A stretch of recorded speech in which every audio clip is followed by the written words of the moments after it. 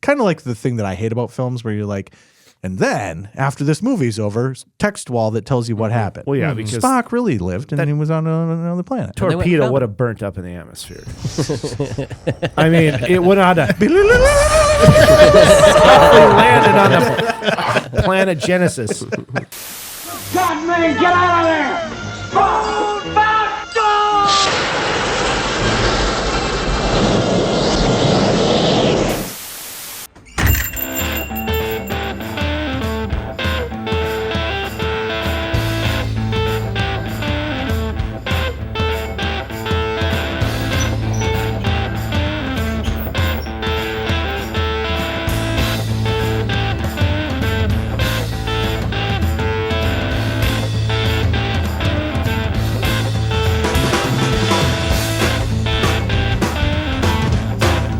Welcome to the iKnowBadeaux podcast.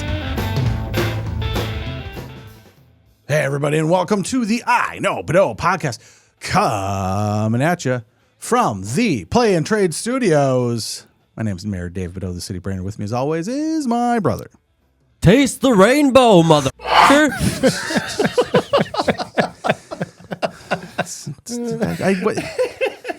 Hey, Gabe. Hey, Dave. How's it going? It's going good. Are you ready for some movies? Let's talk.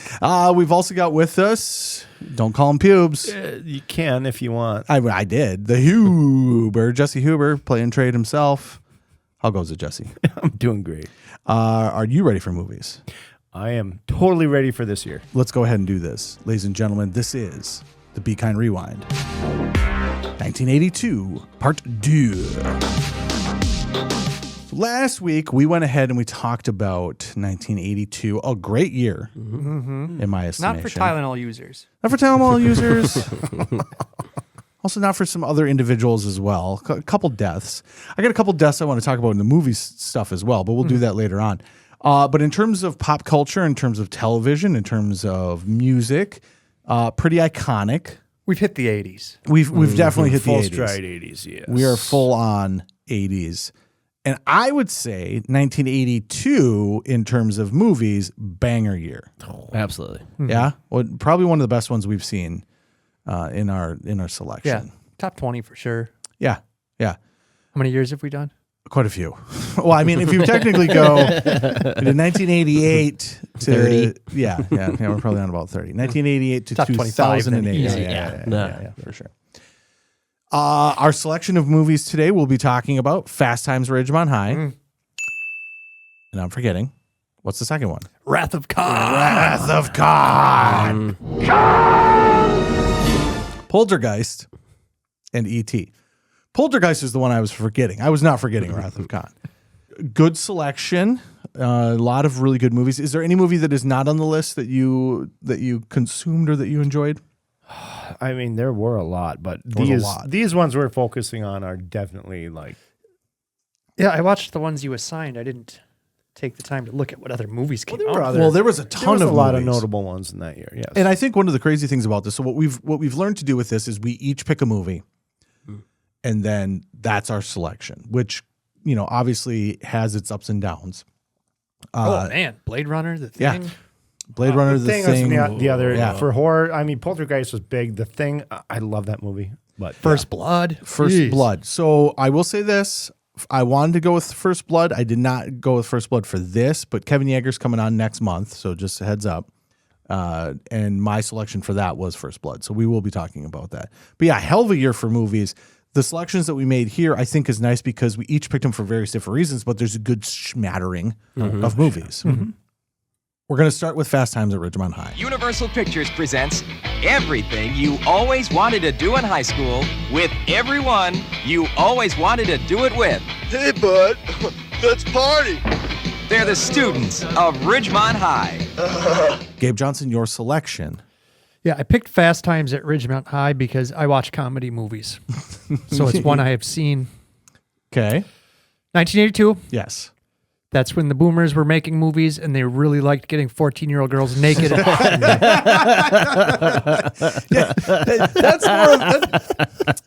That's more of your wife's take, though. No, it's a horny 80s teen high school movie. Oh, totally. But it centered a lot on mall culture. Yes. Like peak malls. That's the thing I wrote down. This is probably the biggest first mall movie. That's the opening scene. You go into the mall. Yep. Everybody's working at the mall. Everybody's in the mall. Everybody from the high school has a job at the mall. Yes. Nick Cage's first role, Yes. credited as Coppola. Nicholas Coppola Nicholas Coppola. for the first time and the last time until 2022 in The Unbearable Weight of Massive Talent. He was once again Nicholas Coppola. Why? Oh, God, that movie. Why did he do that? Because that movie's great. Because and clever. it's his greatest movie to date. He plays himself. And because he's playing Nick Cage. So that's- Nick Cage can't play Nick Cage. perfect So sense. Coppola That has makes to play great Nick sense. Cage. Yeah, that's oh my God, is he listed as Nicholas Coppola as Nick Nick Cage. Cage? Oh my God, that's incredible. that is awesome. Fun fact about Nicolas Cage Nicholas Coppola in Fast Times. He's in the movie. You only see him for a little bit. There is a deleted scene. He has a line that was cut from the movie. What did he say? I don't remember. Oh, They're at the lunch table. I should remember. I apologize. But it's just a throwaway thing where they're at the lunch table and he basically just says like, yeah, and other things. and the other thing. Oh, hey, Steve. Obviously, wasn't that? Yeah. It's pretty much what But it is. he was 17 years old, and they did really? a lot of night filming. So when they had labor laws where 17-year-olds couldn't work after a certain time. Yeah. So at the beginning of the movie, when the ticket scalper dude sells those Van Halen tickets to those kids were 14 years old or whatever, but they were filming in the mall after it closed at 9:30 and before it opened at 9. So they had like a 10-minute window. Yeah. They could shoot with these two kids to scalp the tickets and somehow got that 10-second scene done. Oh, that's crazy. I didn't know that. Yeah, he was Nick Cage was the youngest actor in the film. And besides the two young ones, but in terms of the main cast, was the youngest ones. And I believe I read that he was the only one that was a teenager. So I think the other ones were all, I suppose they said teenager, but maybe they meant 18 plus. Well, the girl that fucking everyone was told, I was told she was 14 years old. Oh, I didn't. Well, in the movie. In the movie. is. It's the movie I watched, Dave. That's not how movies work. No. Let's talk about that though, because that was at one point, because Callie and I watched this, and we've seen this before. Can I say something super fast about this movie? I love this movie. It was never on my list of films that I like really enjoyed, but it's always on Netflix. And so as I'm scrolling through, I just turn it on. And I will say that this is one of my favorite 80s movies now. It's quintessential 80s. It absolutely is. Quintessential cinema, I think. It's not like great cinema, but it's just a classic American movie. And, we haven't even talked Sean Penn yet. No. But you get to Spicoli, and that is the archetype of so many characters in movies. Gosh, the to whole this surfer. day. Yeah, totally. Yeah, this movie is, when I think of 80s, you watch this movie and you're like, this is the 80s. It feels absolutely like the 80s. But while watching it with Callie, I think at one point we like looked at each other and was like, how old is she supposed to be? Yeah. And then she says, she's 14. It's like, Jesus Christ, 80s. Jesus Christ. Like 16 even, right? There's some nice 14-year-old titties. Oh, God. Jesus Christ. A good smattering of boobs as well. I much appreciated. Fun fact, Judge Reinhold's is in it. Love him. Does a great job. Such a sad story. With him? Throughout that movie, he's got it going on. He's yeah. got the good job. He's the Yeah. popular dude. But that's what makes a good Got the story. nice car. And then he just gets... I think it's actually one of the parts of that movie that I find really interesting because he's such a dork, and yet he's supposed to be the cool. He's supposed to be the cool kid, and you're like, this guy's a dork. This wouldn't fly in the 90s. Fun this fact. must be the 80s. Do you know who is supposed... You know who almost got cast in that role? Who's that? Tom Hanks. Interesting. Interesting. Because 83 is coming up, and 83 is Tom Hanks Central. I mean, not. I'm sorry. I was thinking. I'm thinking Tom Cruise. Yeah. I'm out of the way. It was almost Tom Hanks. It was almost Tom Hanks that played Judge Reinhold's role Interesting. in Fast Times. Yeah. Yep. They're kind of interchangeable at that point in their career. He was too He was busy. too busy drinking vanilla extract. He was too busy drinking vanilla. and bugging out and smacking. Oh, Beating man. up Michael J. Fox. Beating up McFly. If you haven't consumed the episode prior to this, part 2, the audible smack that they put behind Was it Uncle Ned episode? What was it? There was a name to that episode. it's like, whatever it is, it's he backhands Marty McFly and he goes flying. and they put the loudest slap and then to his credit, Michael J. Fox He does the commits. best. Oh, he He sells does that. the best, like, flip over the couch. He flies a good solid 6 feet and then slams on the ground, and there's a second audible thud. Leave me alone!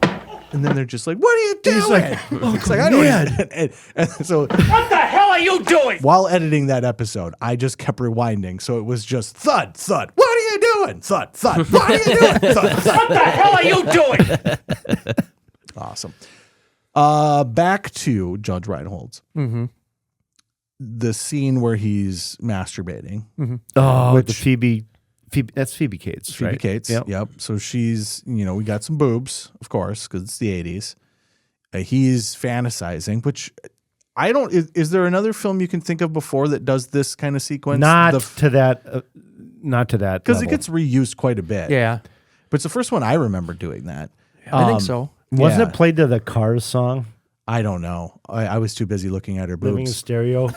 Probably. Yeah, I don't know. It was a pretty intense scene. What I do know. Yeah, I don't know what sounds were being made. I just know what I was looking at. It was a whole experience. you were geeking out to the music. I was just going boobs. Actually, I was more so anticipating because I can never remember if her boobs actually come out, and I'm pretty sure they do. Maybe they. I'm pretty sure they do because I Phoebe remember. Cates, this is the pool scene, Yes, right? yeah. Her boobs yeah. absolutely come out. Yeah, they come out in his fantasy, Yes, and then yeah. and then in real life, obviously she's not. Yeah. I'm Well, gonna There knock again, this thing she's over. like a.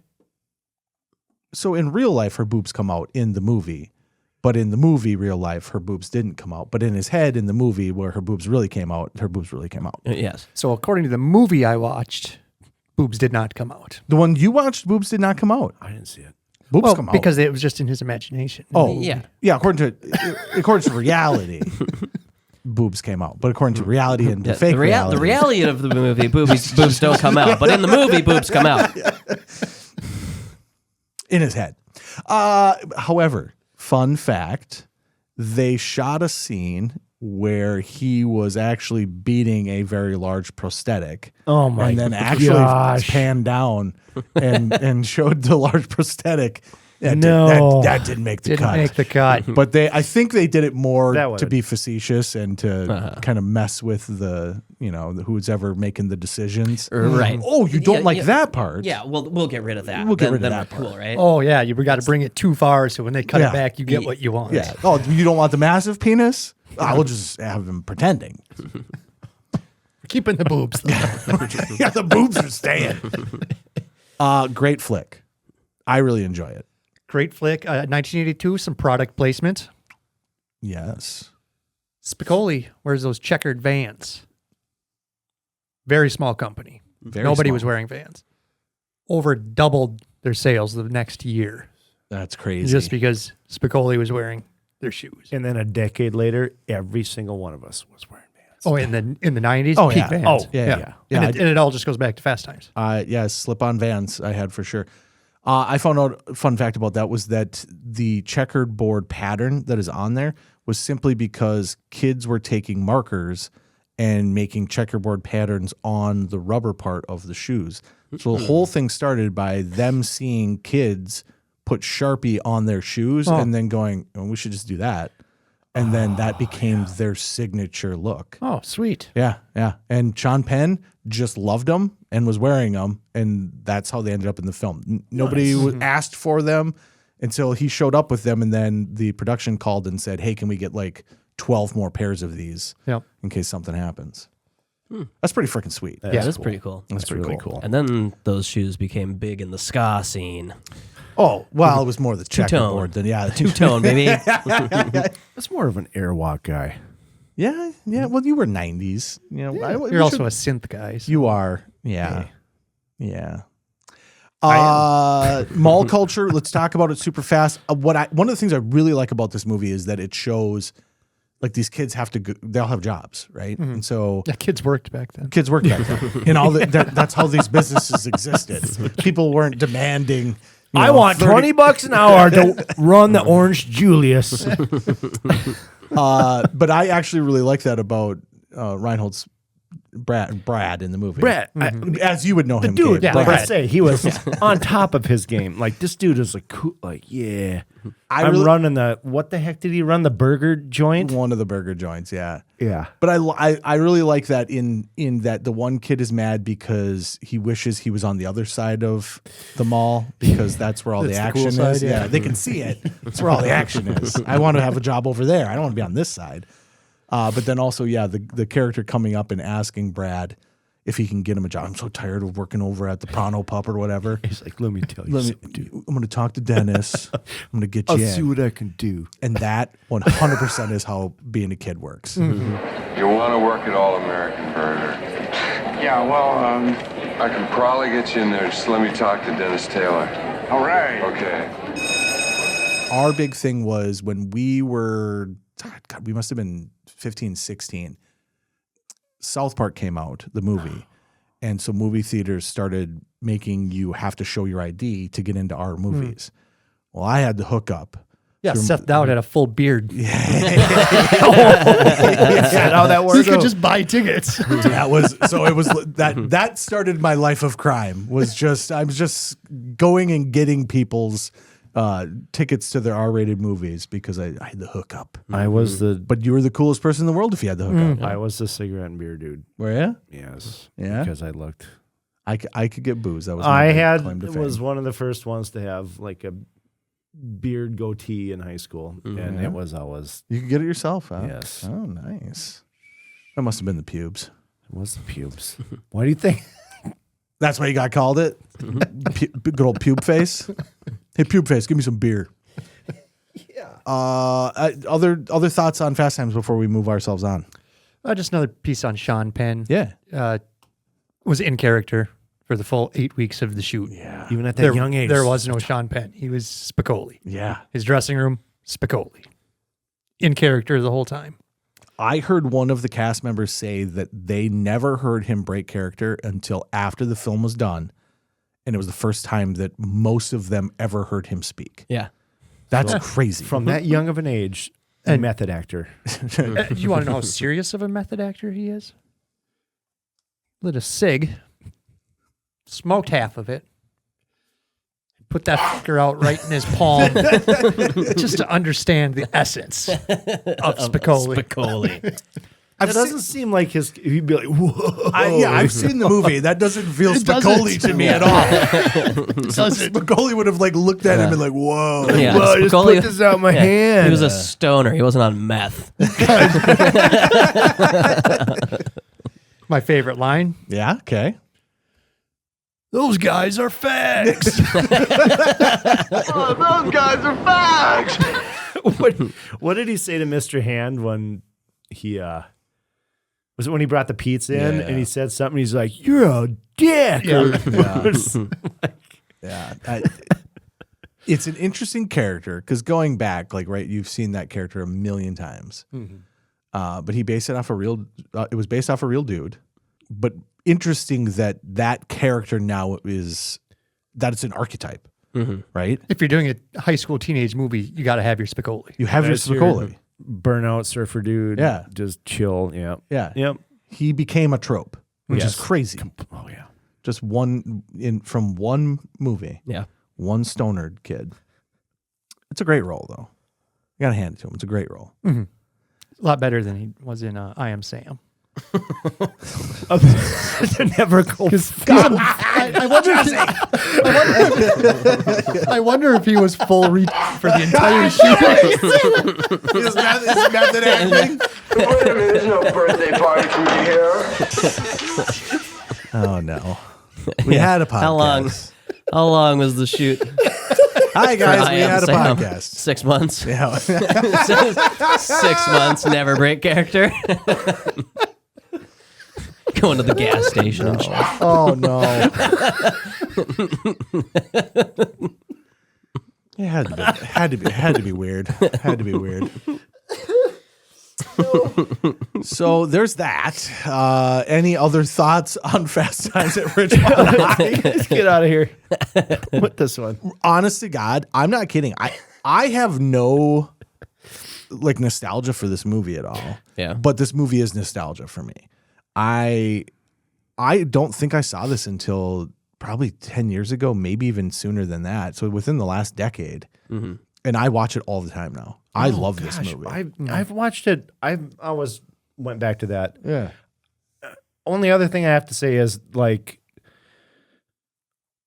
there's so many other good actors in that movie. Yeah. That have minor bits, like Forrest Whitaker, Eric Stoltz. Yeah. There's just a ton of little side actors that became huge people. Yeah. Yeah, 3 Academy Award winners for Best Actor. Came out of Fast Times at Ridgemont High. You have Cage, you have Penn, and you have Forrest Whitaker. I forget the Cage won Academy Award. Somehow I missed that part in my brain. He must. I'm surprised he didn't accept it as Nicholas Coppola, as Nick Cage. Yeah, we can move on from it. But honestly, I would say for me, 100% thumbs up on that baby. I really enjoyed it, and I enjoyed it again. Every time I watch it, I don't know what it is. I think a lot of it has to do with the mall. Yeah. And I'm not a mall culture guy. You're a huge mall culture guy. God. But I like the mall culture. I like the this is every night these kids had to go work there, but because they're all there, they're all kind of hanging out sort of. Yeah. And then the mall closes, right? There's I like that whole arc of that beginning piece, right? Mm-hmm. And then there's 80s, so there's boobs. So that's always a plus. Right. Mm-hmm. Yeah. In other 80s news, this is a little movie that I have an affection for, but it really turns out that I had affection for the second movie. Mm. But this is Poltergeist. Yeah. They're here. So our parents were not horror people. No. Not at all. Yeah, very, very rarely. For some reason, our parents watched this movie with us, or at least watch it with me. You were younger, so you wouldn't have seen this. You probably weren't even born at the time. No clue. You guys are like 5 years apart. Yes, but you watched this when you were 3? It turns out it was Poltergeist 2, but I, for the longest time, have had a burnt into my brain like fear of this movie because I saw it. It was one of the first. It's one of the first scary movies I remember seeing. Yeah. Now, granted, it was the second one, but I didn't know that. I was a stupid kid. Pretty good movie, though. Not the best movie, but a pretty good movie. It's a pretty damn good movie. Yeah, it is. Yeah. I watch it every year. Okay. Every year, October. Okay. Is one that plays all the time. Really? Yeah. Interesting. Yeah. It's classic. It's very little fat on it. Very little fat. It's pretty straightforward. Directed by somebody named Toby Hooper. Toby who? Hooper? Toby Chan? What else Toby did Wan? I recognize that name. I don't know. I think he did Texas Chainsaw Massacre. Oh, that's no wonder why it's so fucking scary. But there is a big conspiracy or rumor because it was produced by Steven Spielberg, who at the time was doing E.T. Okay. Well, there's a lot of talks from behind the scenes of Hooper didn't actually direct this movie. He was only there because Steven Spielberg wasn't allowed to direct the movie because of contract I remember hearing stipulations. Yep. And so nobody really knows for sure who actually directed this movie. I bet 2 people know. If they did.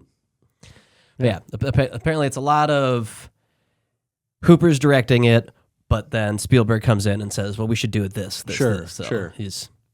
Well, and that sort of happened a little bit with George Lucas in like the Indiana Jones films. We talked about that. Like, he didn't necessarily direct it, but he was definitely there as a technical advisor for it, and kind of advising things. Well, that happened a lot. Even like Empire. Same thing. Yeah. Kirshner, Kirshner directed, but I mean, Lucas is there going like, wow, we should probably not do that. Make this puppet tackle like a little more about politics. Yeah, it's not enough sand. I hate sand. I don't like sand. But it gets everywhere. But you can't talk about Poltergeist without talking about Coach. Craig T. Nelson. You can't. Yeah, buddy. You can't. Just an enjoyable actor to watch. Uh-huh. He's got a really good demeanor. Yeah. They don't give Craig T. Nelson does not get enough credit as an actor. No, he doesn't. I mean, Coach ran for like 9 seasons. Yeah, dude. It doesn't get enough love. Yeah. I mean, we love it because it was Especially in Minnesota his home state. Yeah, Yeah, exactly. Yeah, it was Minnesota State. So if you live in Minnesota, you had to like Coach. That's just mandatory. Well, but it was 9 seasons. Van Dyke and Dauber. I mean, that was a great. Bosom Buddies only went 2 seasons. That was only 2. That was only 2 seasons, and everybody thinks it ran. No. But no, that was a short-lived show. But Craig T. Nelson plays the dad. Mm-hmm. Who else is in this that I would remember? Because I Zelda don't. Rubenstein. Nope, that's why I You don't remember her. Oh, that's the little lady. Yes. Oh man, she's frightening. Caroline, come back to the light. Small hands, smells like cabbage. Also, did the 90s Taste the Rainbow Skittles commercials. What? Yeah. Taste the Rainbow. That's her. She's just the voice? Just the voice. Oh God, thank God they didn't put her on the screen. That's nightmare fuel. It's honestly, Yeah. she's the Taste the Rainbow. Yep. She's That is wild. the little whisper of Taste the Rainbow. This house is clean. Yep. That's her. Oh my God. Oh my God. Well, there goes Skittles for me. Well, they're already I'm back to Reese's scary Pieces. enough. Yeah, back to Reese's Pieces. But yeah, other than that, I don't know the actors did outside of Craig T. Nelson, Yeah. if any of the actors did much, I don't except think so. Die. Except Die, yes. that poor girl. The little girl. The little girl had some kind of stomach Yeah. Yeah, congenital was it something or other some disease. virus Okay. or something. That, Yeah. yeah. So did she make it through the third? I'm pretty 'Cause sure she was in did the third Poltergeist movie, go through which the is third. fucking awful, by Yeah, the way. yeah. Don't ever bother don't watching ever. that. That's Yeah. probably what did it. Poltergeist I 1, would- great. Poltergeist 2, pretty Great. damn good. Poltergeist 2 is disturbing. Poltergeist 3 sucks. Yeah. Oh yeah, it's in a like high rise. Yep. Yeah, yeah. Which is With- also with weird. Which is also weird. Freaking Tom Skerritt. Yeah. Oh, yeah. That's a.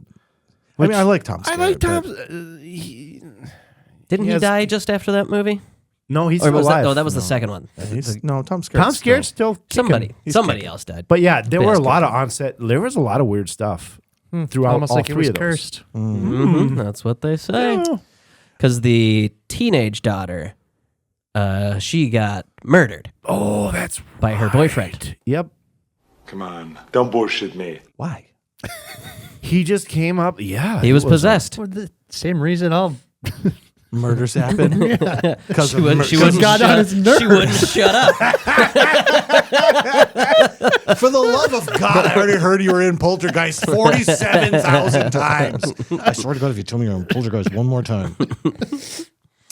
That's still tragic, though, and too bad for her. But the movie is very good. I also really enjoy it, and we'll talk about this a little bit with E.T. as well. There is a time frame in this. Oh, Jesus Christ, Jesse. How dare you? So I told you you're not allowed to bring that in here. Jesus, it just crept up on my shoulder. We're an audio podcast, and I showed up here yesterday, and that fucking clown that he just had peek up was sitting on the desk, and I said, "Get it the fuck out of here!" It's a poltergeist clown. Yeah, but don't bring that with you. Why not? That was a good job, though. You did a great job of peeking it up there. Yeah, Jesse. I tried to explain to Jesse. I go, Jesse, we're an audio podcast. But yeah, that clown sucks. Dude, that clown was. Oh, There was also almost another death in the movie because of the clown. When it grabs a hold of the kid and starts choking him. yeah. At one point during filming, the kid tried to call out, "I can't breathe." Yeah. They had it too And tight. they thought he was ad-libbing. oh my gosh, I didn't know that. And until his face started to turn blue, that's when they had to run in and save his life. Well, that clown's got to go. It is really crazy just like how dangerous movies really are because you think about it. It's loud. There's a lot going on. You're doing things like You're doing a great job, Billy. You've hired a so Oh, good, good, but but say that. That's a great line. The kid's a natural. Look, even his face is turning blue. you got a tear running down your eyes like, we're going to make $1 million. that happened a lot during the. I mean, a lot of people almost got choked and this and that, or drowning. Yeah, there's a lot of stuff like look that. at the Twilight Zone movie. It's like, wow, that looked real. That kid looked like he got decapitated. Oh shit. That's also. We're going to talk about that in a minute because that's also 1982. Is that 82? That is absolutely Is 1982. what is that? The helicopter crash? It's on my list. Oh boy. Yeah. Okay. Like what? 3 people died. Once again, Jesse is all over the place. What I was trying to say before the fucking clown showed up was that there's a time frame in the 80s, and you see it a lot in these movies that are set in California, that's when their population was kind of exploding. So you're seeing all these housing developments get put in, and they all have that very similar look to it. I have a lot of nostalgia for that look of those developments. Subdivision cookie cutter look. Exactly, yeah. And they're everywhere in California, and it was just the next phase out. E.T., they're riding the bikes through one that's actually being constructed. That's right. Yeah, which is a wild place to shoot. Because it's not like that took like 10 seconds. Right. Everyone stop building for a week while we shoot this. But I just love that look. And this has that same look to it, that same neighborhood feel where it's a little hilly, you know? Yep. Yeah, the houses are always up a little bit. Every driveway goes up. Yeah. I don't know Have how. the same look, but yeah, they're building this nice suburban. Yeah, it's just got a good look to it, and I really like that look, and I like that But about the fact this. that they're like, oh, we're going to move this whole Indian burial ground. It's a trope that Based on a true story. What? the movie, No, the graveyard bit. the graveyard bit's a real story. Yeah, so it was I think it was Denver, Colorado. Hold on, I'll find it. Some developers just said, we'll just haul it out. Yep, they were Because they didn't they just like, well, we're just they were gonna going to move build these. a park Okay, or something like that. I like parks. yeah, And they were going to put it over an old cemetery. yeah. And they started moving the graves and the bodies, and then eventually just said, "Fuck that, it's too much work." So they just started moving the headstones, and then built whatever they were going to build over the top of it. And by the time people found out about it, it was too late because it was going to cost too much money to tear all that shit down. Oh, you still make them tear that down. That's a hard. It's a fucking cemetery. yeah, that's a still. hard no. Like I don't care. I don't care what you built on top of it, you dummy. You didn't do what you said you were going to do. Just left the graves and built on top of them. Stole their headstones. Now we don't even know. Yeah, that's Yep. wild. Yep. That's why it's so inappropriate. And I'm not a like clutch my pearls type of guy, but don't the dead. This is where people are buried. Like I can understand if we need to move it for some reason, right? Because I also think that it's kind of like graveyards are kind of fucked, to tell you the truth. We've talked about this before. Like it's a lot of space. It's a lot of room getting taken up, and it's kind of gross, to tell you the truth. It's a little gross. We should have found better ways of disposing of people. Well, we have better ways. We do Like not. We do. In New Orleans, they put them in those above ground Yeah. crypts, and then it's so hot and humid down there. It takes about a year and a half for them to turn to ash, and then they just scrape them to the back and throw in a new body. Yeah, and it makes more sense, right? In terms of having things that are dead that we want to hang on to forever, because that's the other part. It's in perpetuity. It's in perpetuity. But don't just move the headstones and build on top of it. You only move the headstones! It's a combo package. Yeah. It's a combo package. The headstone goes above the casket. The headstone is the label. You didn't It's move not the the product. You moved the label. Yeah, it's called Cheeseman Park in central Denver. Still exists? Started out as Shut it down. Started out as the Prospect Hill Cemetery. By the 1880s, it had become a weed-infested, derelict necropolis. Yeah. And real estate developers lobbied for it to be turned into a park. Okay. Well, that's a good. That's a move. They're thinking 4-dimensionally. They're like, first we're gonna make it a park, and then we're gonna make it into condos. First, let's move the bodies and make it a park. But then you got to move the bodies. So I'm thinking they're still underground there. Yes. The bodies are still under this park? Yeah, you can see the remaining graves in the spring when the grass starts to turn green. What the fuck is wrong with people? You can see like the pattern of the... I think so. That's what Shut it somebody's down. saying. Hey, kids, want to go to the park? Can we get a new swing set somewhere else? God. Oh, Gabe, last night we were talking about a park, and Gabe said threw a lot of wicked touchdowns. So many touchdowns on this at this park. You can't be running for touchdowns and tripping over graves. Oh, God. Tear it down. Start over. Cancel contract. Yeah, I'll look more into that one. Yeah, please do. Interesting. But Sounds like there's a lot more to that story. It's a crazy concept, and it is a trope now, right? Mm-hmm. You know, and I don't know if this started it or not. I would assume. No, Denver did. Well, I understand that. I mean, the movie. Yeah. I'm not talking about the actual. Right. I'm talking about the trope. But also pretty wild that they needed some skeletons. Ooh, yep, they sure did. Where do you think they got those skeletons? No, those were not Denver. fake. Oh, yeah. Those were not fake. Those were real skeletons in the pool at the end. That's crazy. Yes. Did they get them from like a medical school or something? Yes. Okay. Yeah. Yeah, It was cheaper to do that than to get a bunch of plastic ones made. Really? Yeah, there's people dying all the time. Yeah. Did the true. actor Never-ending know that? supply Did of the actor skeletons. know that when she cleaned was up in all there? the I believe the actress did not know that. Nope. I believe that she had no idea that Because these were she real was skeletons. did a great job in there. Well, she it was looked terrified enough, but can you imagine being like, She's oh, in a by the mud- way, these are real They skeletons? probably told her after she was in. I think part of the problem was she was in a mud puddle in the middle of what should be a pool, and then they're pouring rain down on her for Right. hours. And And then all of a sudden, this looks real. Pops up from underneath it. Also, I read that she was terrified to do that scene. Okay, would be too. Mainly because of all the electrical equipment around it. Yes. Oh, gee. And so Spielberg got in there with her to shoot and said, there, now if something happens, we'll both fry. Thanks. I'll feel way better when I'm on my way up and you're on your way down. And everybody will definitely remember me when me and Steven Spielberg died. Yeah.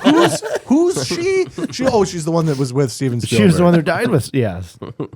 I actually think that's the best part of that entire movie as well. Oh, is that gosh. scene towards the That very, was very during end. the very end of it, Yeah, wasn't yeah, it? when it's going down.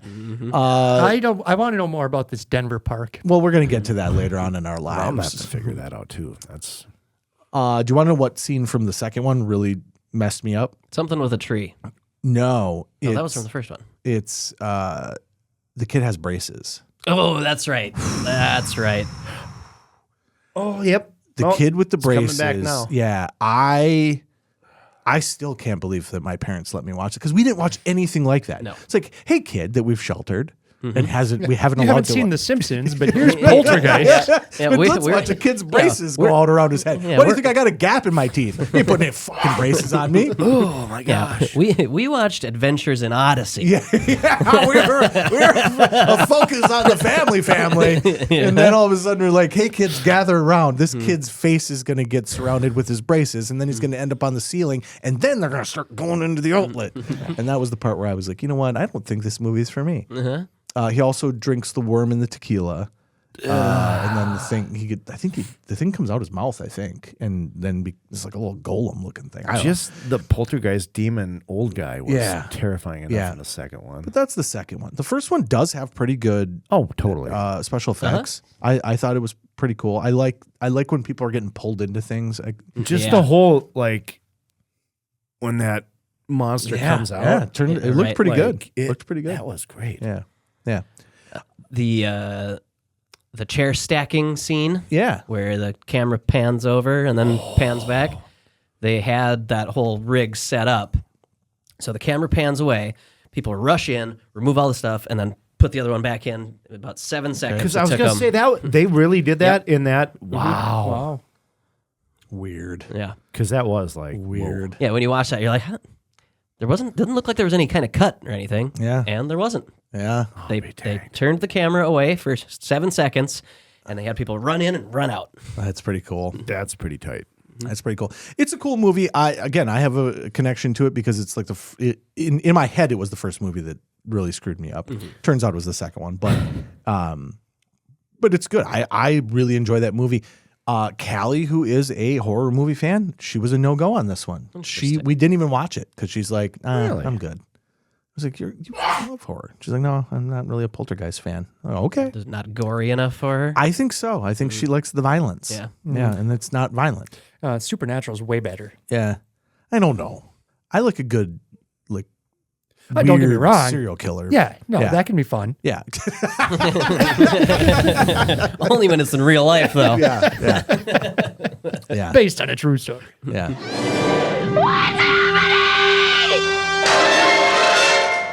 Poltergeist. It knows what scares you.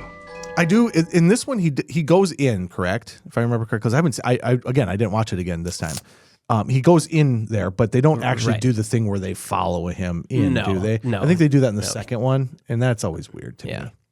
You're in the show what it's like in the other dimension. Yeah, like, no. I want that when they do the whole rope. Yeah, Well, that's in the first one. Yeah, but you but don't, you never don't see it. see what he No, sees. He's you just don't. in there. He's just in there. Yeah. And yeah. then In the just, second one, they show it, and that's where you lose me. I don't need to see the dream world. Yeah, it's like boobs. It's like going into the into the ghost catching machine in the Ghostbusters I don't need to cartoon. see the inside of the Ghostbusters. That was machine. awesome when they did that in the cartoon. I knew that. Oh, you get to go fish for. Yeah, I knew that was going to happen. All right, we're going to keep moving. Final thoughts on Poltergeist. Love it. One of my favorite horror movies. I do really like it as well. Yeah. This house is clean. All right, well, let's continue on with death. 2 news bits that I just want to throw out super fast. There were 2 very big deaths in movies. And the first one Jesse alluded to, the movie The Twilight Zone had 3 deaths in a helicopter accident, which of course it was a helicopter. Why wouldn't it be a helicopter? Yep. And that was John Landis. That was It was Landis? Landis was the director. I don't know that. And speaking of Spielberg, it ruined his relationship with Spielberg because Spielberg did not like the way that he reacted to it because he kind of washed his hands of the responsibility and basically said like, no, this had nothing to do with me. I wasn't flying. I wasn't flying the helicopter. Yep. No, that's you're directing. This doesn't happen until I think 1986, but they are eventually acquitted. So it went to trial. It did. Oh, I did. Yeah, I've seen the court. Yeah. Like criminal proceedings or like a wrongful death No, suit? wrongful death, I think. Well, and there was some child labor. Yeah, well, that was the other thing. The kids... the kids were They a were couple. fucking the they were- kids. No, they were. No, Couple, they were. Jesus! No, they were just. What's They were wrong under. with you guys today? They were underage. They shouldn't have been working. They were underage. They shouldn't have been working. I believe they may have been illegal immigrants as well, from what I heard. Oh, then all bets are off. Well, then whatever. When they died, who cares? And, Shouldn't have been here. Also, who died? John Belushi That was the year in he 1982. died. That's right. I didn't realize it was that early. Yep, 1982. Yeah. So 1981, we get the Caddyshack death with Doug Kenny. 1982, we get John Belushi. Turns out, doing a bunch of cocaine is a bad idea. Yeah. Except John Belushi didn't do cocaine. John He Belushi's did. was an 8-ball. He did all of it. John Belushi, he got injected with 15 8-balls. It was possibly, maybe the first time he ever did cocaine. 15 I wouldn't believe anything more. Possibly, I had also heard that it was the first time. And then the lady that went to prison for killing him injected him with 15 8-balls. Yes, that is what the CIA wants you to believe. Did you not see Bill Murray on Joe Rogan? Okay. All right. Did you not? No, did not. I saw him You say should it. look I up saw that him clip. say it. I didn't Is that a hear him newer say it. interview? Yeah, it was in the past year. He's in. I didn't hear him say about the CIA. He said, when I heard what they did to John Belushi's okay. character on the cocaine stuff, I said, oh my God, the CIA framed Nixon. Okay. Well, that doesn't mean whatever. Either way. They let him live on to make several Gabe dumb John- comedies and Gabe Johnson, everybody. Okay, let's move on from that movie as well. We've got 2 more movies to get through here, and I might even switch the list here, but we're gonna do it, and I'm dreading doing it. But ladies and gentlemen, this is Wrath of Khan. Okay. I've done far worse than kill you. I've hurt you. And I wish to go on hurting you. I shall leave you as you left me. Marooned for all eternity. Buried alive. At the end of the universe lies the beginning of vengeance. Star Trek II. The Wrath of Khan. Jesse Huber, Pubes himself. I don't know if you know this or not, people out there in listening land. Gigantic nerd. Huge nerd. But one of the things I think he's the nerdiest about is Star Trek. That's fair enough. Anyone that likes Star Trek is the nerdiest about Star Trek. If you like Star Trek, that's it. That is exactly what I was going to say. That's the highest level of the nerddom. Jesse has been trying to talk about Star Trek on this podcast for a long time, and I have put a hard stance on the fact that we can talk about Star Trek when we get to Wrath of Khan. Mm-hmm. Gabe and Scott had not seen Wrath of Khan. Right. Correct? Correct. Okay. I'd never seen anything Star Trek. Okay. I love that. I think that's a great place for us to be. Mm-hmm. Jesse, I'm going to give you just a couple seconds, and I mean that, to gush over Star Trek. Go. I mean, I started watching it. My mom introduced me to it. The original series. Yes, I watched the Next Generation first run and watched every other iteration first run since, and that's. I'm not going to go into it. Still, every time I come into your store, there is a coin flip chance that Star Trek is on the television. Yes.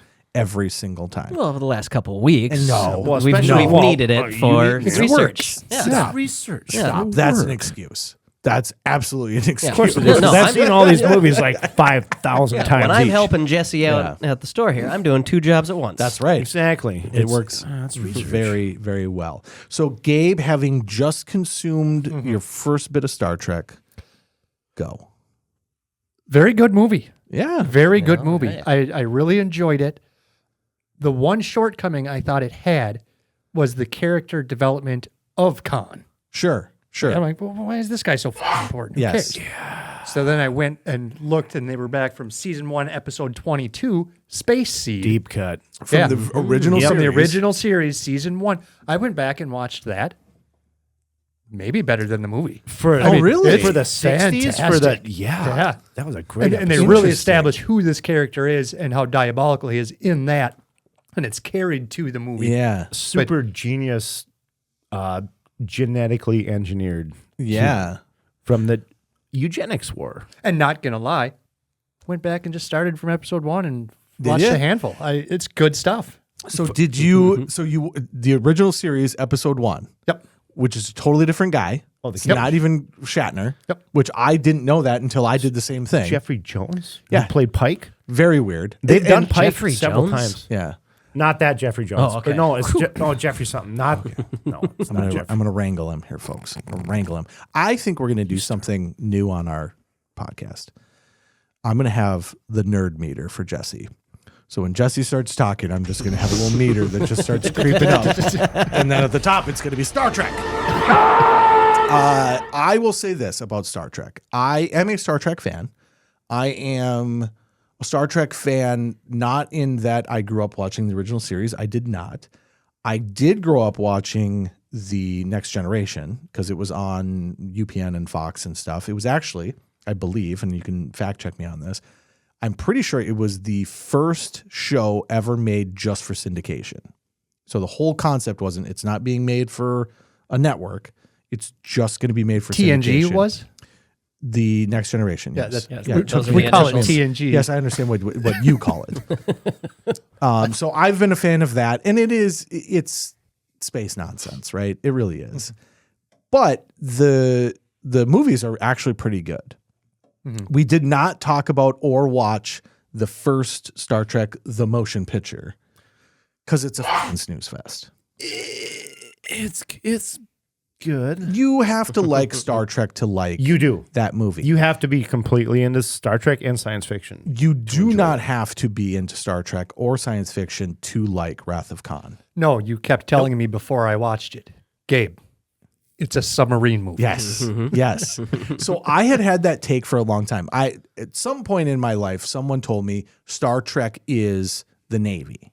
That's the whole concept of it. It's the Navy. These are ships. Naval-based. It's naval based. There's ships, the all ranks, the ranks, the terms, yeah. everything is naval based. And so then I in my head was like, oh, well, then that's why I like this. It's a submarine movie, and I like submarine movies. I love Hunt for Red October, U-571, Crimson Tide. Was K-19? K-19, I think. Yeah. I love submarine movies, and I always would go, "This is a submarine movie." So I would tell people that it's a submarine movie. And it fits. I was listening to the commentary on this movie, and those sons of bitches came out and said, this is actually a submarine movie. And I was vindicated. I was like, I've been saying that for years. It's just a submarine movie. And it actually, there is submarine battles that are happening in it as well. Well, yeah, they're in a nebula, and they're blind, and they're like trying to figure out their location, and boo-boo. And now, granted, there's some space nonsense and some sci-fi mumbo jumbo. Mm-hmm. But in this movie, it's pretty low. So, Scott, you said you watched it. Did you enjoy it? Absolutely. Okay. You then went on to watch the third one. A little bit. Did you like it? Yeah. Yeah. I would say this. This is my take on Star Trek. People out there, if you want to know if you like Star Trek, start with Wrath of Khan. Enjoy a good movie. That's fair enough. Star Trek 3, which a lot of people say is not good, I actually really enjoy. I think it's pretty good. That's going to dip your toe a little bit more into some of the nonsense part of things. Star Trek 4, which continues the story. Now you're going to understand what Star Trek is. It's pretty freaking wonky and a little bit absurd. 2, 3, and 4, their stories tie in. Yeah. Yeah. In 4, they go back in time to save a whale and bring it back to the future. Well, they're literally, so Wrath of Khan, at the end, Spock dies. Blah, blah, blah. Spoiler Third alert. one, they bring him back. The third one is called The Search for Spock. The Search for Spock. Fourth one, they're literally going home after they did the third do movie. the Spock thing. After they do the third movie. And they're like, okay, we got to go home, even though we're fugitives because we... But Star Trek, folks, so there's a cylinder flying through the space. Oh, the space tube. There's a space tube. He's like, I'm looking for whales. There's a space tube making noises. They don't know what it is. They can't tell what it is because we're in the future. What is this noise? Turns out it's whales. But in the future, there's no whales. So we got a slingshot around the sun to go back in time. To the current year that the movie was made. To nonsense. And then get when whales. we were killing all the whales. Save the whales. And get whales and bring them back. And that's Star Trek for you folks. Because that is if you get into the shows, the amount of nonsense in those shows is ridiculous. But it's fun. It's fun. Jesse, will you explain to me, like I'm 5, how Spock dies? Because he goes into that chamber to fix everything, save everybody's life. Yeah. But he said, radiation doesn't affect me like it does you humans, so I can go. So then he survive longer. He survived long enough to he can survive longer. Get the engines back enough. It's still going to kill him. Yeah. Anybody else that went in there would die before they could. Yeah, they would have died. Yep. Okay. And thank you. He had his big oven mitt gloves on. Don't forget about the...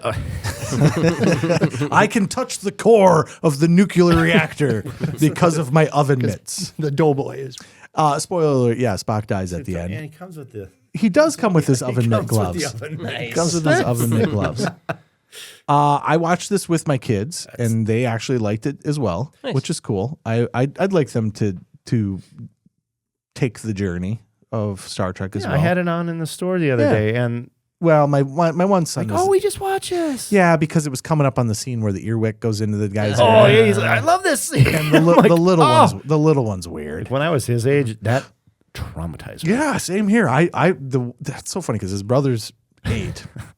And I covered his brother's eyes, the 8-year-old, because I'm like, this will fuck you up. This other one's already weird. He's gonna love it. Good movie though. It's oh my gosh. Yeah, it's enjoyable. It's a good romp. It's a digestible story.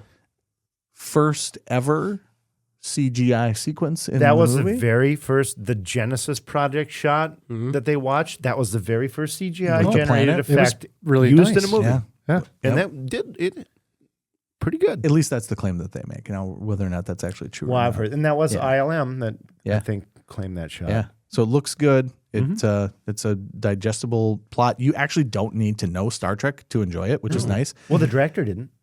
Yeah, that is also Nicholas super Meyer. weird. Had never. He knew nothing about Star Trek. Yeah. Just He must have watched Space Seed before. I don't know if he did. I don't know if he went, but he went into it like, I know nothing about Star Trek. It is a really interesting concept because it is a sequel to a big movie. And the budget was way different. Yeah, and Motion picture? Yes. $40 million budget. Yes. Wrath of Khan? $13 million. Yeah. Yeah. Hey, it turns out maybe we don't need 7-minute sequences. If you want to know the two differences between the movies. The long shots. It was like 2001. There's a scene where they're just going to the spaceship. So the spaceship is in space, and then you got to go up into your the docking where and they're then, like, the Enterprise. Hey, dude. This is why we didn't. The sequence between on your little shuttle going to the big ship in Wrath of Khan is appropriate. Yeah, 20 seconds. You get in the shuttle, and you go there. You approach the ship, and you can see the scale, of how big the ship is based on the shuttle that's going up to it. Yeah, and you get the oohs and the ahs, and the music swells. Now take that sequence and make it 7 minutes long. That's the motion picture. So that's the difference between the two movies. They were really trying to convey like the new look. I mean, it was a whole. Look what happens if we spend a bunch of money. But still, it very unnecessary. If you spend $40 million on a movie in 1980, it can't be to appease 25 nerds. It has to be the entire audience. Let's find something more interesting than like I oohed and ahed at the ship. It's like, that's because I actually will say the models look great in this in both these movies. Looks great. So I oohed and ahed for 30 seconds. And then I was like, Jesus Christ. They like loop out into space and like come back at it again. It's like, okay, calm down. I don't need to see the entire ship. A little too grandiose. So that's the problem with the first one. The second one, they don't do that. They cut out all the fat. It's a submarine movie. It's good. Great. Khan himself, pretty great. Great actor. Great actor. Great nipples. Let's talk about his nipples. Just the pecs in general. Yeah. What the hell is he doing, dude? To get that? That is all Ricardo Montalban. That is 100% him. Yeah. Everybody said those are fake. Nice chest plate. Look fake. They're not. I gotta say that's a wild move. That you worked out so hard that your chest looks fake. I think you did it wrong. I think stop somewhere along the way where it doesn't look fake. But at what point, because in Space Seed, he's not, but now he's all jacked and older.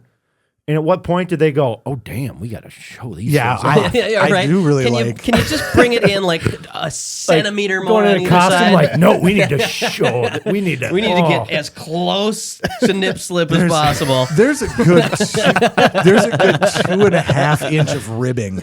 Oh, it is. Like the costume, they were like, put this thing right down to the level here. Can you go ahead and make that more of a U, please? Not a V-neck. Let's make it a U-neck. And it is really funny because that's one of the things about the Star Trek movies that is different from the show is the costumes are quite a bit improved. Oh, yeah. But then you get to this and you're like, okay, maybe plastic chest over here. Just a little bit more fabric. Just take his fucking shirt off. Right. We've been caught in space for generations. This is how bad. Okay. Yeah. Well, hold on. Here's your meter that's gonna go. I was at a convention.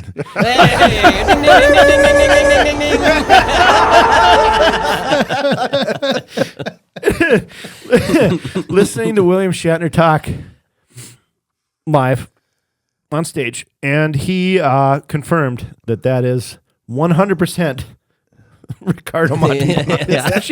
It's his real boobs, folks. They're talking about the 80s. I heard that from the Shat himself. Yeah. Shat himself. The Shat himself. All right, Jesse, final take on Wrath of Khan. You're obviously I can love that movie. So I have said this, I will continue to say it. It is the one piece of Star Trek media, yeah, that needs to be consumed by everybody. You do not need to consume all of Star Trek. I would recommend going back and watching Space Seed too. It kind of puts a nice ribbon on it. And I kind of like doing it after though. Yeah, after is probably better. Yeah, because it's kind of interesting where it's like the context. But that's the thing; you don't need to watch it, but once you're like, ooh, that was a part of this. It's and a then wild you go back, and it's great. It's a wild concept. This is a sequel to a movie that says, that movie part wasn't great. Let's do a sequel to an episode of a show from 20 years ago. Yeah. You would think that it would be a special feature on the DVD. Yeah. Just that episode. Yeah, should be. No. But I mean, if Star Trek continued in the direction they did in the motion picture, they would have never went anywhere. It was too much. This was just all the right decisions. Yeah, and I honestly will recommend this. Watch Wrath of Khan and then watch the third film, which is The Search for Spock. It has Christopher Lloyd in it. Oh, great film. It dips its toe into the nonsense a little more, right? And then the fourth film, it's like, okay, folks, if you can get through this, you're on board. You're a Trekkie. And and then once you do, there's 5 and 6. Then there's Generations. Then there's all of the Generation films, and then it goes. Of those. Yeah, and then it even goes into the J.J. Abrahams that you hate with the lens flares. But there's so much of this stuff you can consume, and you could go back and watch the original series. And I really like Generations. I thought that was a great tie-in. Or I think you got to get to the third season on the- that one. The problem with that one is you got to get through about 50 episodes before it really hits like its stride. But it's good. It's fun. Turn it on. First It was on all the seasons. time. It was on all the time. It was just on the TV, and that's why I consumed it. And I learned to like that style of media. So Fun fact, it's all on Paramount. Yeah. Apparently. Yes, I it did is. not know that. Every but single everything. Star Trek, anything is on Paramount Plus. Yep. yeah, if you can get through the first couple episodes like Gabe did, I'm amazed because I got to episode 3 and I was like, this is the same fucking story again. It is, but it was fun. Another alien shapeshifter. Yeah. Who wants to? Oh, it was. When do we get to the fucking? All right, let's move on. Last film on our hold on. list. I have one huge Okay. problem with this movie. Okay. Now, this is a spoiler. Spoiler alert. End of the movie. Yes. Khan does not win. Yes. So he has set his ship to self-destruct or whatever. Yes. And the other ship can't get out. I don't remember why. Oh, yeah. Because they were the damaged dilithium in crystals, battle. and that's why Spock's down there. Yep. So Spock fixes the thing, and they Escape. Yes. But they get far enough away that when the ship blows up, they're not going to die. Yes. But Khan dies before the ship blows up, thinking that he won. Yes. It's great. I love it. hated that. Really? I hated that. I love it. Because he's on his deathbed, all damaged and shit. Well, at least he and he's went like, out thinking he was I ahead. won, and then he dies, and then they escape, and it's just like, no, No, you lost, no, dude. you fucking lost. You need to. He needs to see. The last thing he needs to see is they fucking got away. Yeah. He tried his goddamn hardest, and he fucking failed. And you need to see that look on his face of just like, He's just no. like, I did it. That's true. He died at the smug He self-satisfaction. died thinking he won, and I hated that. Yeah. No, show him that he's a fucking loser. That just goes to show his overconfidence and his intelligence. That's the whole point of it. The director did it on purpose, showed it that way. I think what you're saying has been done a million times. The shit moment, and then you blow up, right? I kind of like it. I kind of like that he just was convinced. Say it. He's so convinced that he's that smart that Yeah. he's gonna win no matter what. Turns He's out- that more. Yeah. He's just a dummy, space dummy. But I want to see this confident, yeah, I can do anything villain realize Whoopsie daisy. yeah. Dead. I will also say this. The director did not want Spock to come back. He was pissed. The actor didn't want Spock to come back. They fought to get him to not actually come back in that very last shot where they like shoot him off and he ends up on the thing, and then you're like, oh, he's going to be back alive, and then the next movie is about him. The director was like, no, he's dead. That's like the whole arc of the film. And then you ruin it. It's kind of like the thing that I hate about films where you're like, and then after this movie's over, text wall that tells you what happened. Well, yeah, because Spock really lived and he was on another planet. Torpedo would have burnt up in the atmosphere. I mean, it would have landed on the planet Genesis. Okay, enough of this goddamn movie. It's good. Go watch it. Thumbs up. Thumbs up. Thumbs up. Absolutely. Yeah. It is the best of the Star Trek stuff. Okay, last film, folks. This one doesn't even need an introduction. This is E.T. This was my selection, and I selected this film because I have never liked this movie. Huh? What? I've never liked it. Really? I have never liked this movie. I think we've talked about this before. I think as a kid growing up, it was rammed down our throats because it's the biggest film that had ever been made when we were born. You get to about 4, you're going to love this, 4 or 5 years old. And I found E.T. unsettling. Okay, yeah. As a kid. Yes. He's a creepy alien. Yeah. Who's this guy? And his fingers. Ooh. Oh. Well, you can order one if you want.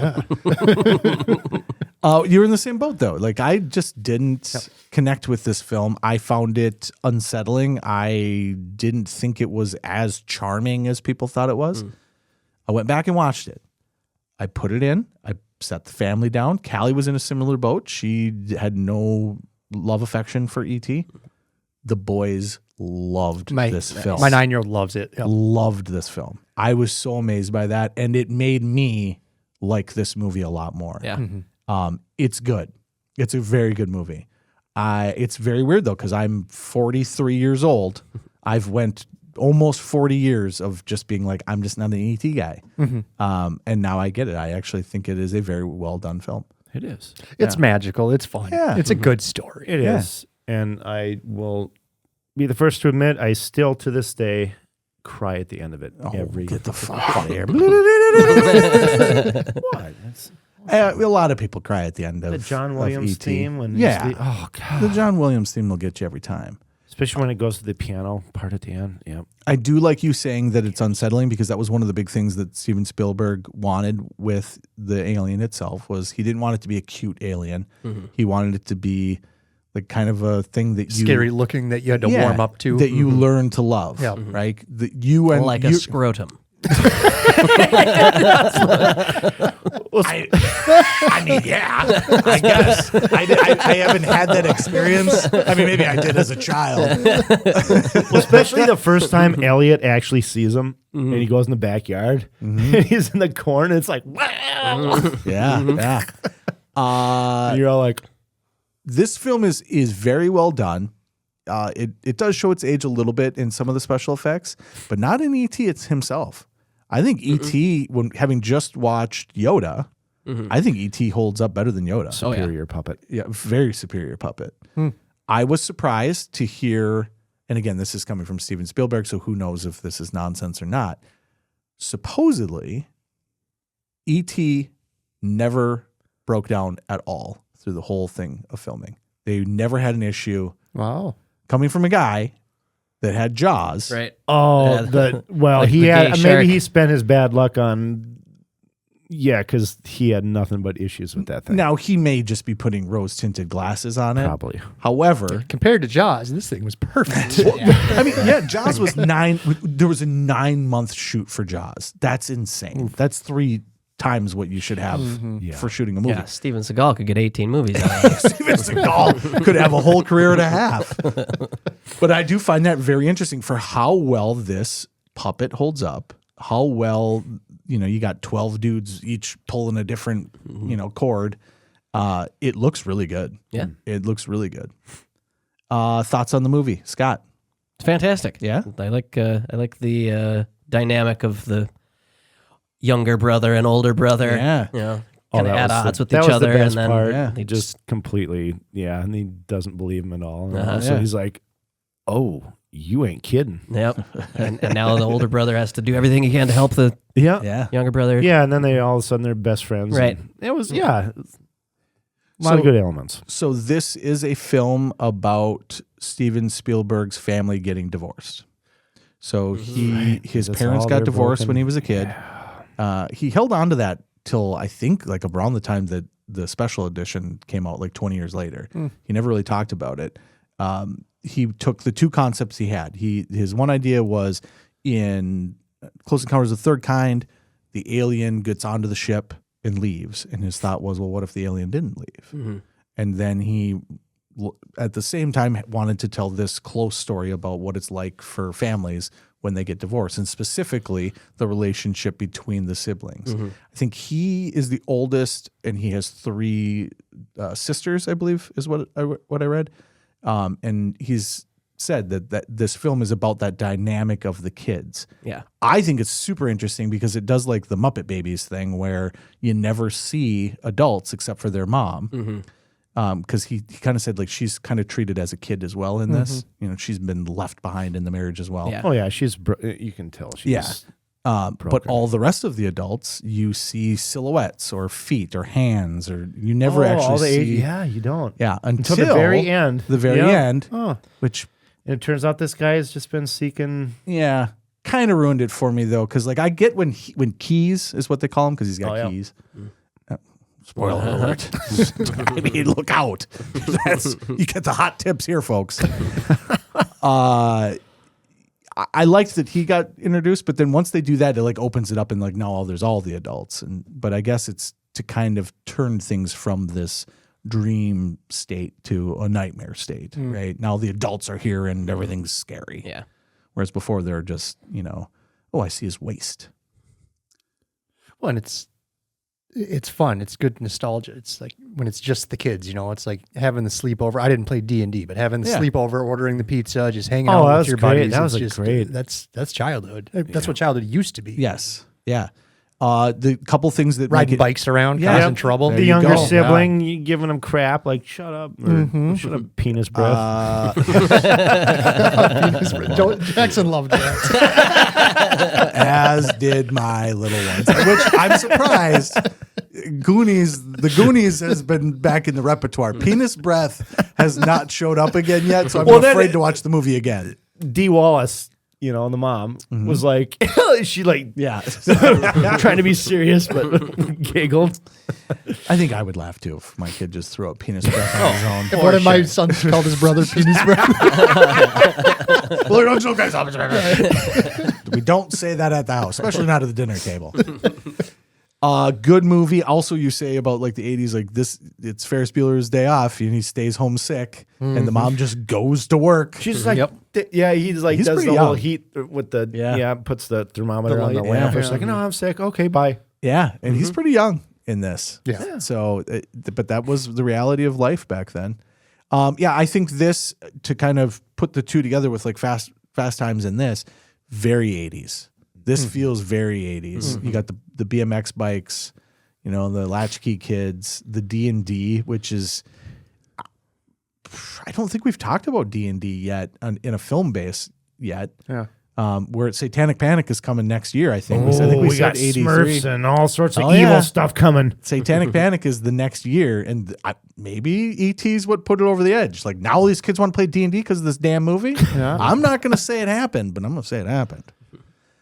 Pretty wild, yeah. The kids just playing the D&D. You don't think about it much now, but that had to have been weird for an audience. Like, what's going on over here? It had been around for a while, but like for a general audience, it was still, I think, just super niche. Or nowadays, everybody. It's a board game. Everybody's heard of it now. It's not a board game. I didn't even.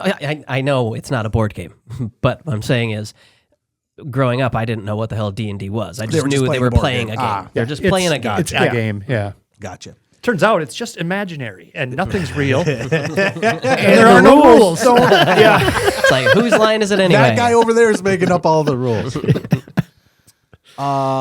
Very fun. We talked about it before. Great product placement with the Reese's Pieces. M&M said nope. Sorry, don't want to be in your movie, Mr. Spielberg. Who is this guy that made Jaws? Who are you? And just like Raiders of the Lost Ark at this point. $1 million. But just like the Van story, I mean, Reese's Pieces were kind of obscure and shot to stardom, and now they're everywhere. Yeah, when you get into the biggest film around, which is actually pretty wild. This film, they had no faith in becoming a hit at all. This was at the time when Disney stuff was kind of on its lull. Mm-hmm. So you had tons of Disney movies that were coming out that if you think of... like Black Cauldron. But even before that, you kind of had like your Apple Dumpling Gang / Escape from Witch Mountain, like these films that were kid films that... Yeah, they did them like... they would go in the theater and kids would go to them, but you weren't making big bucks off of this.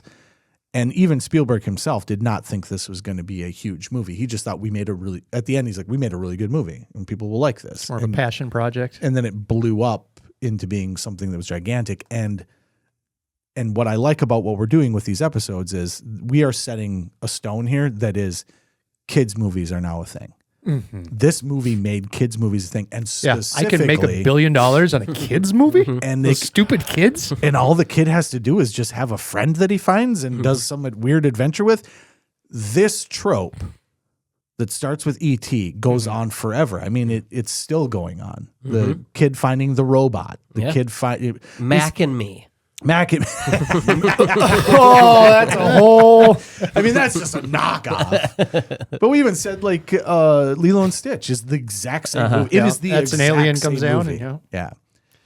The ride is still at Universal. Is it really? I thought they tore it down finally. Nope.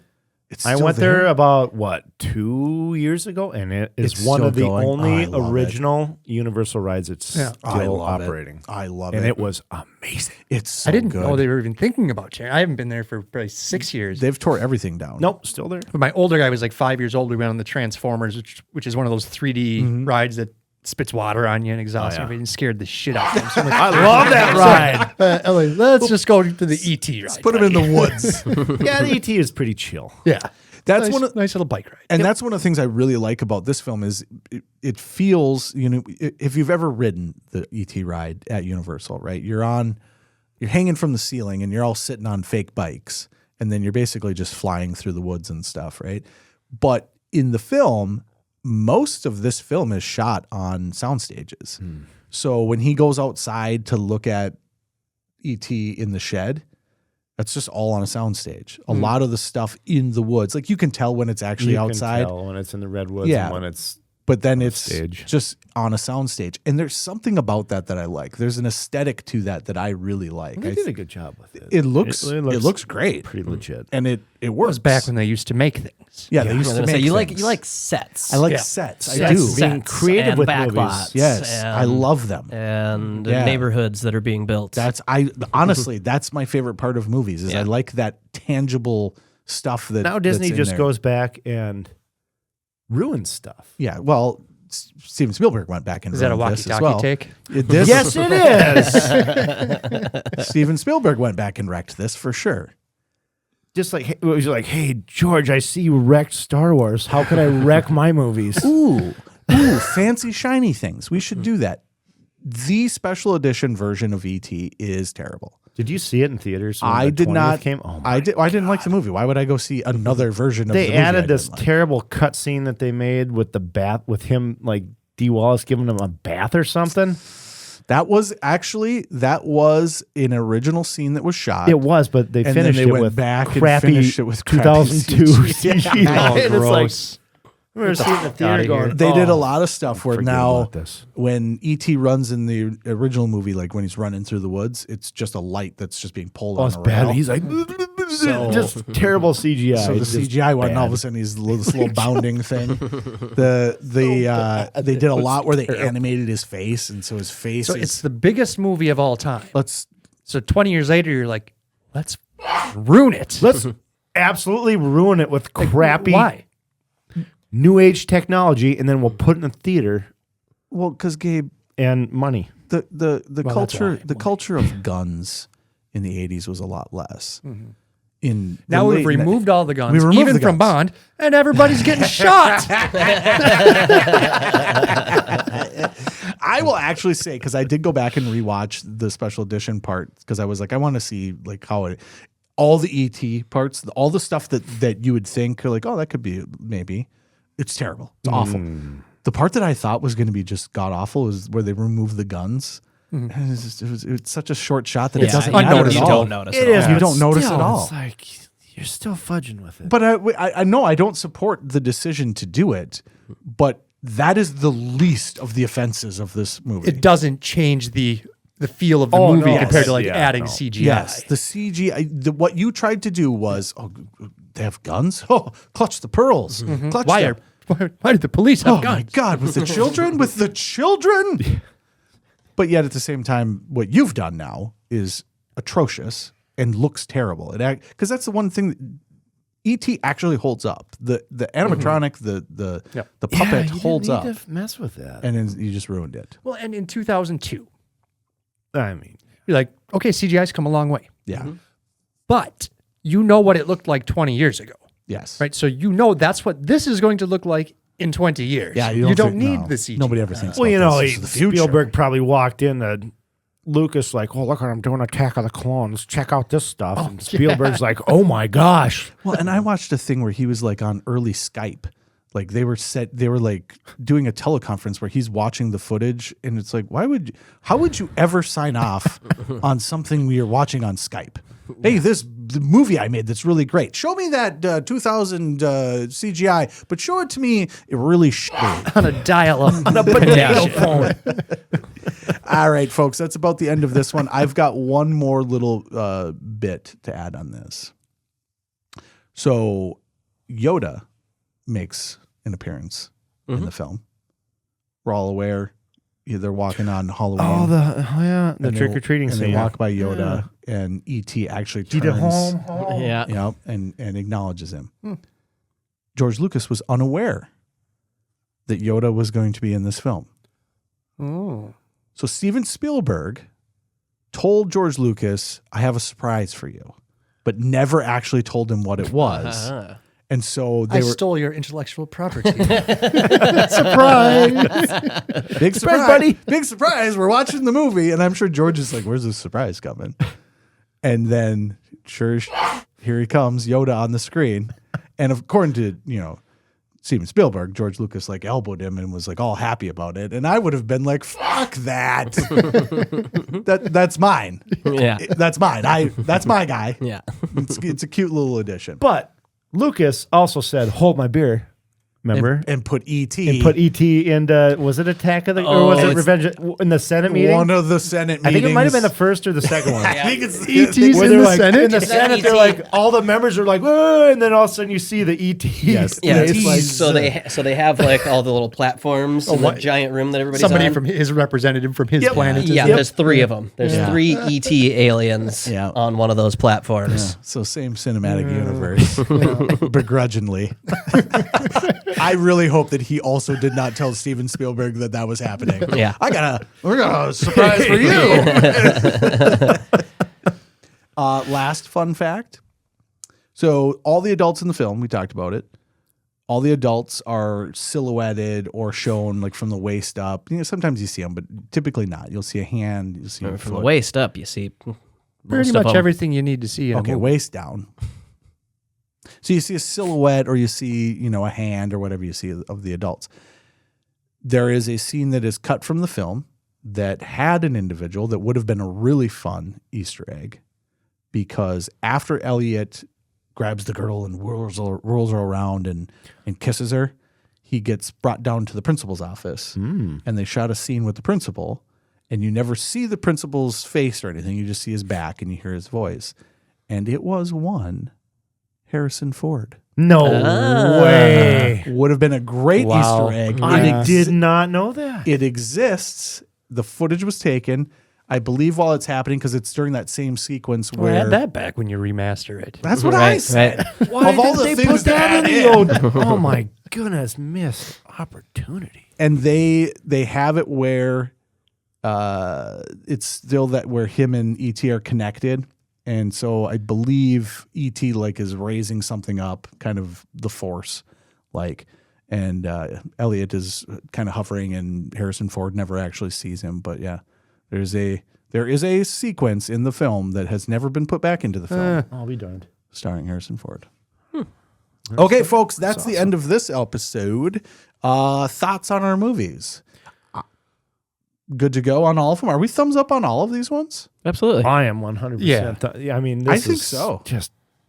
I think this is a full thumbs up for all of these. If I had to pick, I think my favorite is Fast Times at Ridgemont High. Mm-hmm. I think the movie I would recommend to everyone the most is Wrath of Khan. Yeah. Just because most people have never seen it. Right. And then pleasantly surprised by E.T. Mm-hmm. I knew what I was getting with Poltergeist and technically didn't watch it again, but I wouldn't recommend anybody watch Poltergeist. I didn't watch it. It's the lowest on the list for some reason, but in terms of a film that like really blew me up, it's right at the top there. Oh yeah. And Coach. Hell yeah. All right, folks, that is 1982. Next week we will be back with a draft. We haven't picked out what that draft is going to be. Jesse, you may be on that episode. Would you like to draft with us? Possibly, yes. Okay, because as I continue to finish up the studio with you guys, it's almost done. Yeah, if we super fast want to talk about stuff to come. Thanksgiving food stuffs. My gosh, that's right. We're getting really close for that. Week, isn't it? 2 weeks. 2 weeks. I don't know what day it is. Compelling, Tuesday. Compelling and rich, guys. Compelling and rich. Holy shit! Wow. We like save it like 30 seconds when we're off air to talk about your turkey. And we're like 146 in. Yeah, I know. Can we just can we wrap it up? We know you're going to edit it out. I don't know if I can. So next week we'll be back with a draft. Don't know what we're going to draft, but we'll come up with something.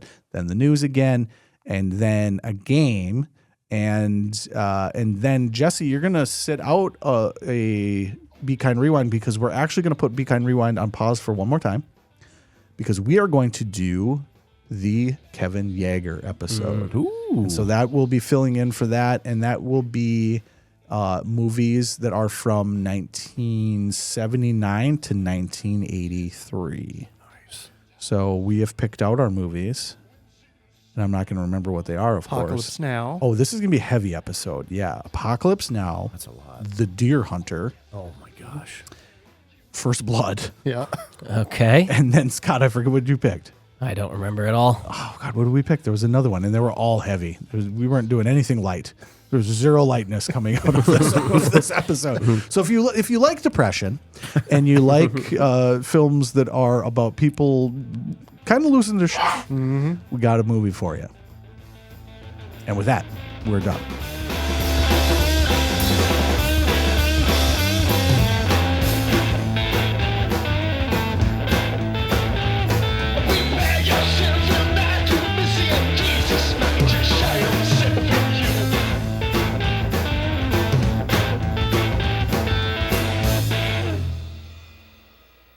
I mean, it's going to be long, but it's not going to be the worst episode that's ever happened. Holy shit. It's good stuff. Yeah. Fucking Jeffrey Hunter was the first Pike on the pilot of